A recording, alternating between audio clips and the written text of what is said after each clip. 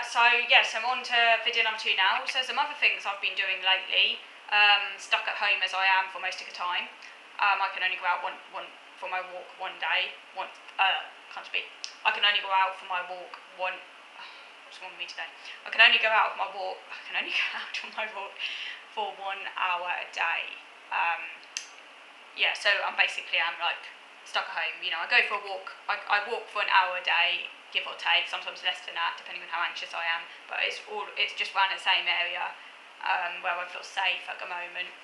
I do it just for exercise and sunshine. I don't really have any other motivation. I hate going out, but I have to do it for my health. It's less of two evils. But yeah, basically I'm stuck at home the rest of the time, so I have to kind of make things as enjoyable as possible in the prison. So recently I've actually got really into drawing, and I've been collecting drawing and art books.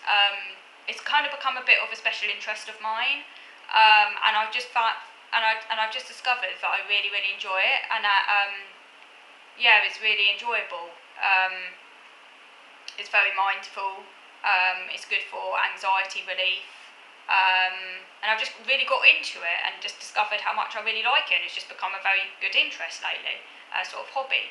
I enjoyed doing it when I was a kid, as I think most kids do, but then I think the school system kind of like basically destroyed some of that, and I've just rediscovered how much I enjoy it when I'm left to do it on my own without someone else telling me what to draw, and when I can go at my own pace. I really enjoy it. So I've been doing a lot of drawing. One book that I've got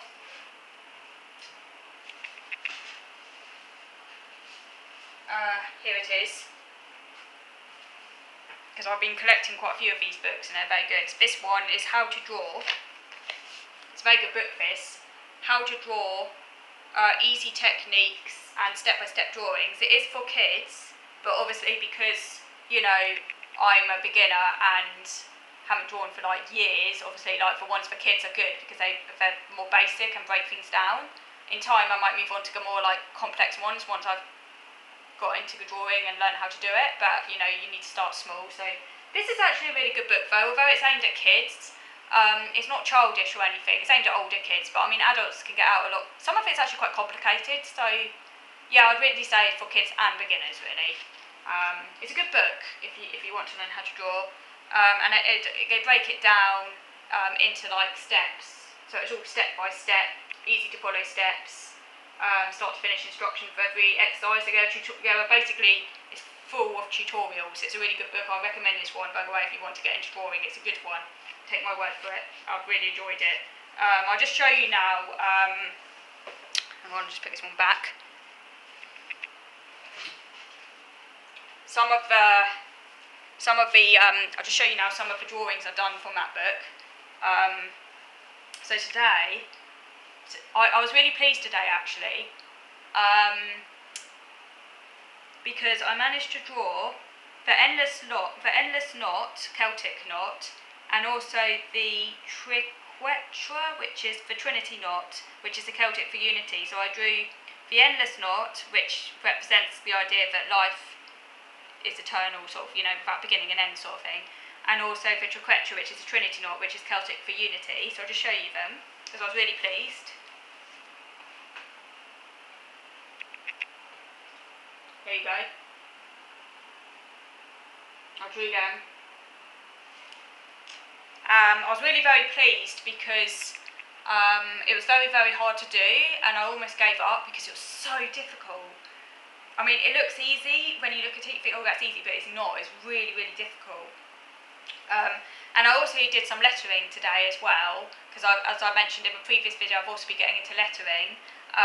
So I used a book I just showed you a moment ago, because it's got some step-by-step tutorials on lettering. It's only got a little bit on lettering in there though, but I've got some other proper lettering books as well that I'm going to look for at some point. But I wrote cottage because of like cottage core. I need to write out the core bit beneath it really, or I might just leave it, but yeah, I wrote out cottage. Show you. There. The top. There.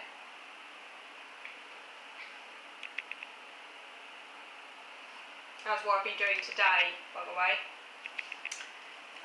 And also, some other drawings I've done recently, learning about 1-point and 2-point perspective, but I did this one, and I added a fox to it, by the way. That's my little take, because I love foxes, so pretty much all my drawings have foxes in them. There you go. Then you just, hang on, put it to camera. Is that right for camera? Can you see it?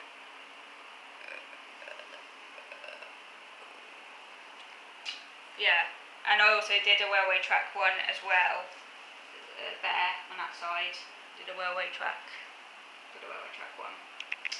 So that's just some of the drawings I'll be doing. I've done loads more, but that's just like to give you a flavour of some of the drawings I've been doing. And those ones, the ones I've just shown you, as I say, the step-by-step instructions are all in that book on how to draw. But obviously I added my own take to it, so I made it my own and added like a little fox. And yeah, and I had great fun doing that. So that book's really good for that drawing practice. And you know, the thing with drawing is that the more you practice, the better you get. And each time you do it, it's going to come out slightly different as well. Just really fun activity. So getting really into that. We're also learning how to paint, and as I say, lettering, calligraphy, collage. I've been getting into all of that and just finding it really fun and enjoyable.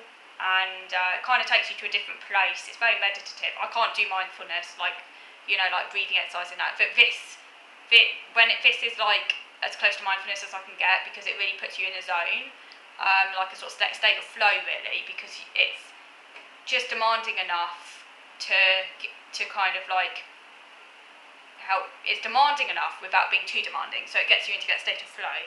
I recommend it as an activity. It's very good. What else has been going on in my life? So I talked about drawing. That's kind of mainly what I've been getting into lately, getting very obsessed in a good way with drawing and art and things like that. My interests take interesting turns.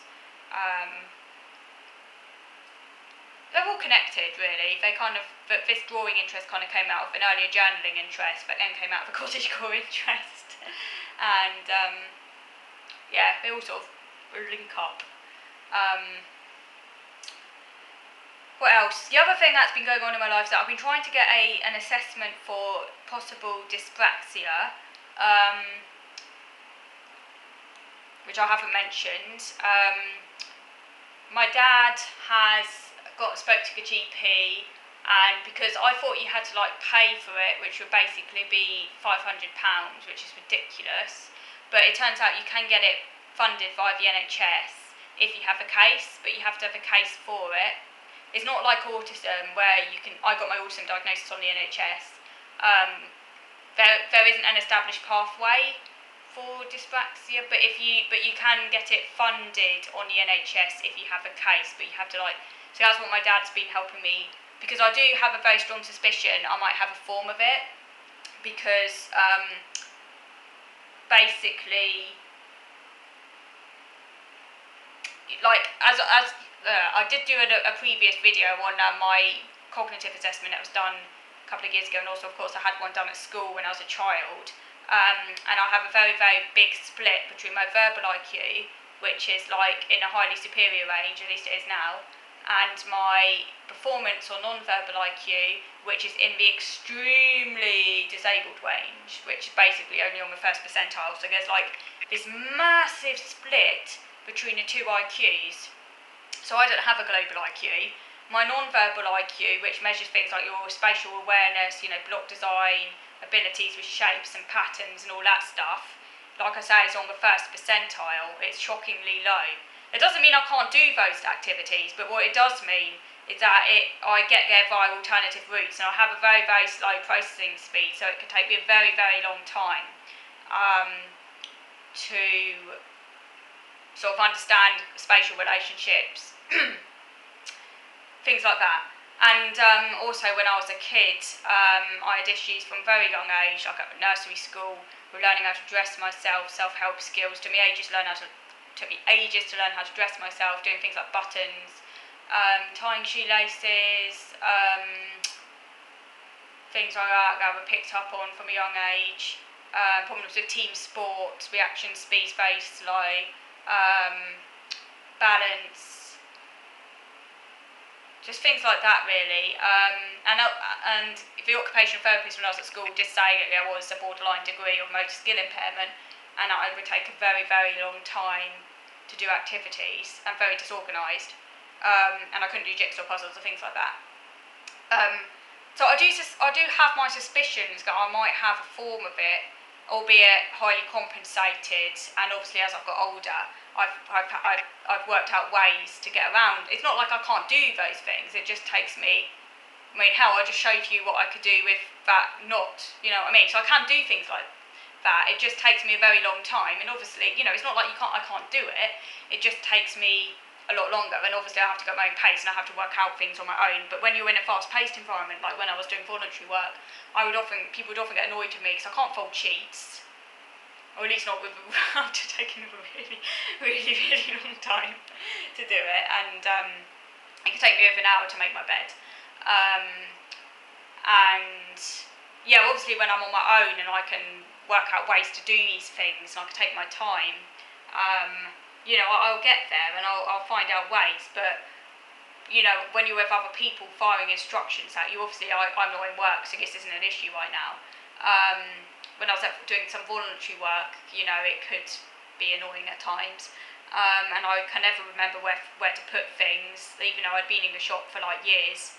When I was at AGK doing voluntary work, even though I'd been in the shop for years, I couldn't remember where to put things, which obviously, you know, remembering where to put things, you know, that sort of thing, basically. Now, some of this, it could be explained by the fact I'm autistic. I also really struggle with maths, and I have dyscalculia anyway, so again, some of that could be explained by dyscalculia as well.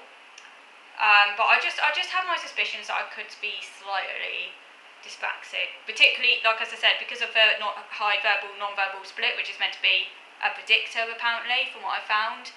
And the educational psychologist did say it was a possibility, but she couldn't diagnose me with it. She was only able to do a cognitive assessment. And again, autism in and of itself can give you some of those issues anyway. But it's, you know, it's just something in the back of my mind. I think, is it possible? I mean, I don't think I have it that severely. Like, you know, so it might only be like a sort of mild case. And like I say, if I do have it, it's very well compensated.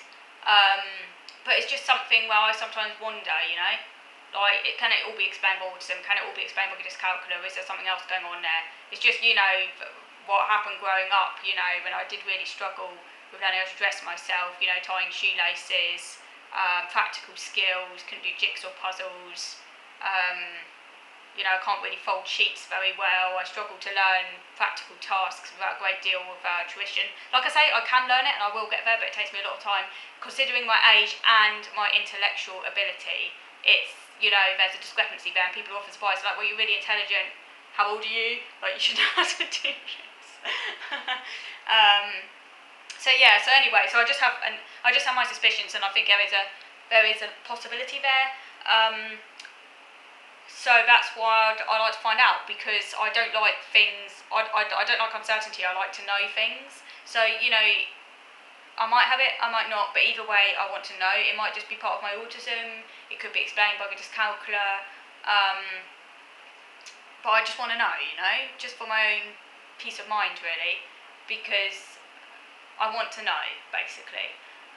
It wasn't very helpful when I was at school, because all they did was they listed all the difficulties I had, mainly around spatial awareness and organisation and reaction speeds and slow processing and all the rest, and problems with working memory and problems with visual memory and all that.